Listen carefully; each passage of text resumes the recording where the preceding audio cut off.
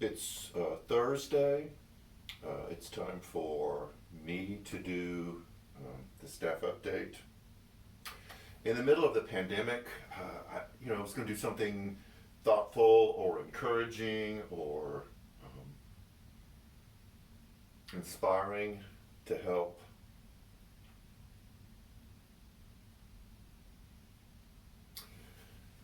during this time.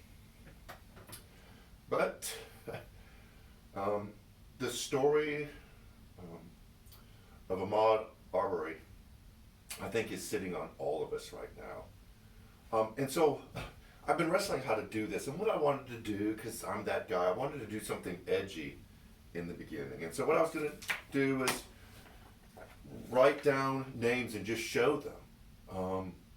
It kind of is a testament, um, as a reminder that this has been something that's been going on for a while, and it still seems to be happening, and nothing seems to be changing, and we just keep seeing the same story over and over again. So when I was looking up how long this has been going on in names, there were so many names we don't even know that young black men have been brutally murdered. I think what bothers me about this story is, first of all, it happened in February, which I get our response now. The video has just come out, so it's reignited what was a horrific story on February 23rd. So that's a concern, that it took this long to respond to it. The other one is there's two DAs that had to step down because of their association with the shooter within the law enforcement in Brunswick. So what we're saying is this is systemic, and it feels weird for me to say this. I know it. I am so fortunate to be part of a church that was founded on overcoming white supremacy and racism in our community. And I am proud of the heritage of this church that way predates me, and how this church has been in the forefront, probably to its own risk. But it's even more important that we step up and say something now, and this is why. I think we in the church get caught up in our own personal holiness, or in this idea of it's just me and God. If I can just work out things with me and God, it's good. That's what Christianity is all about. That's what salvation is all about. I don't think the scriptures say that. There is an understanding of what our relationship with God looks like that goes beyond all of that. Even all the way back in Isaiah, the prophet was warning the people of what a relationship with God was supposed to look like. That it wasn't about me and God and just making sure that we're okay, that there was something bigger than that. And Isaiah warned the people of what they were supposed to be about. Isaiah 1, starting at verse 10. Hear the word of the Lord, you rulers of Sodom. Listen to the law of the Lord, you people of Gomorrah.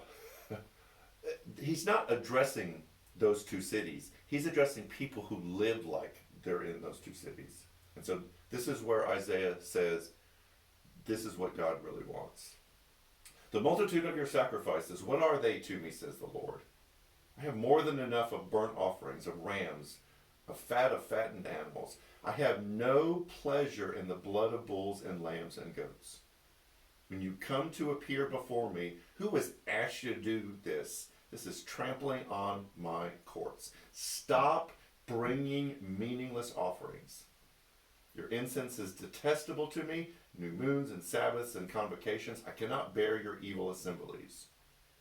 Your new moon festivals and your appointed festivals my soul hates. They have become a burden to me. I am weary of bearing them. When you spread out your hands in prayer, I will hide my eyes from you. Even if you offer many prayers, I will not listen. Your hands are full of blood.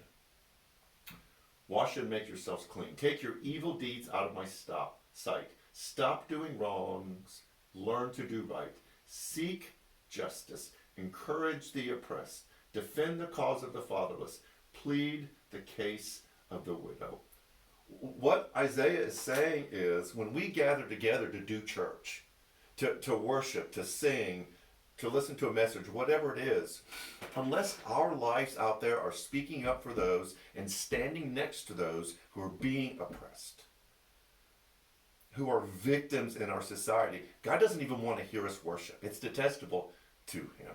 And so I know a lot of people are speaking out about this, and we need to speak out about this. We need to stand up for these people, but it's bigger than this. We've got to fight for them. And I'm telling you, I'm not exactly sure what that looks like, but I know we have to. We're called to do it. So, I wasn't intending for this Thursday morning devotion to look like this. We have got to do something. So we will speak out as New Community Church, and we will stand with our brothers and sisters who find themselves as victims to a society and systems and structures that doesn't see them as people. We want to help restore their dignity. So, I'm sorry. But this is what we're going to be about, because this is what God has called us to do. So, we're going to try to figure it out.